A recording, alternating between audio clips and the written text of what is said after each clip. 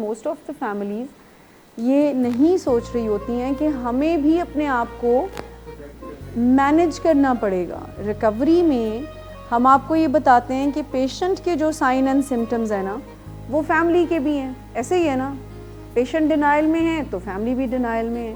Patient cravings के साथ है तो फैमिली को भी क्रेविंग्स होती हैं। कि क्रेविंग्स फैमिली को होंगी एनेबलिंग एंड प्रोवोकिंग की। मुझे माफ़ करना है आपने, फैमिली को क्रेविंग्स होती हैं इनेबलिंग एंड प्रोवोकिंग की। इनेबलिंग को रजिस्टर ही नहीं माइंड करता ऑटोमेशन पे पेशेंट का।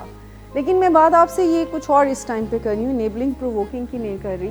मैं आपसे ये बात कर रही हूँ कि जब आपको एक चार्ट दे दिया गया, आपको बता दिया गया कि now this is the way, so if the family start having the problem emotionally, गुस्सा आता है, फ्रस्ट्रेशन होती है, दिल चाहता है बाहर में जाए सारी चीज़ें, और मैं क्यों अपनी ज़िंदगी को तबाह करके बैठी हूँ।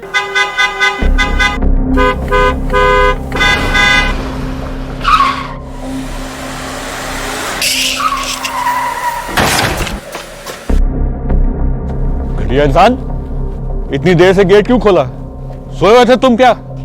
सर मैंने तो मिनट भी बकवास ना करो तुम मेरे साथ। क्या कर रहे हैं आप?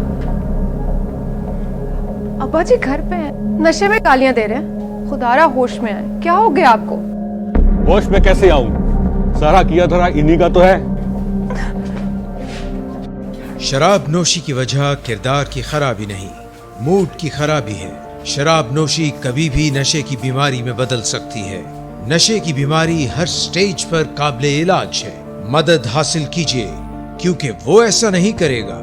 विलिंग वेज से मदद हासिल कीजिए, कहीं से भी मदद हासिल कीजिए, लेकिन फौरी मदद हासिल कीजिए।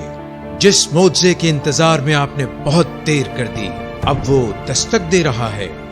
मदद हासिल कीजिए, मदद हासिल कीजिए, मदद हासिल कीजिए।